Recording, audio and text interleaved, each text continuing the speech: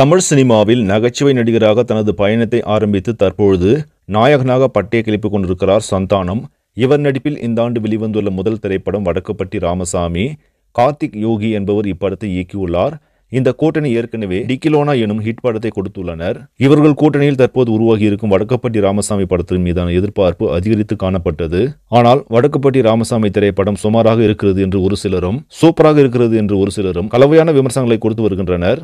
இந்நிலையில் மக்கள் மத்தியில் கலவையான விமர்சனங்களை பெற்று வரும் வடக்குப்பட்டி ராமசாமி திரைப்படம் உலக அளவில் முதல் நாளில் மட்டுமே கிட்டத்தட்ட 1.5 கோடிக்கு மேலாக வசூல் செய்து அசத்தி உள்ளது. குறைந்த முதலீட்டில் குறுகிய நாட்களில் எடுக்கப்பட்ட இப்படம் பாக்ஸ் ஆபீஸில் 10 கோடிக்கு மேலாக வசூலை பெற்றாலே இது ஒரு வெற்றி படமாக அமையும் என்று சொல்லப்படுகிறது. பொறுத்திருந்து பார்ப்போம், சந்தானத்திற்கு இப்படம் வெற்றி படமாக அமையுமா என்று.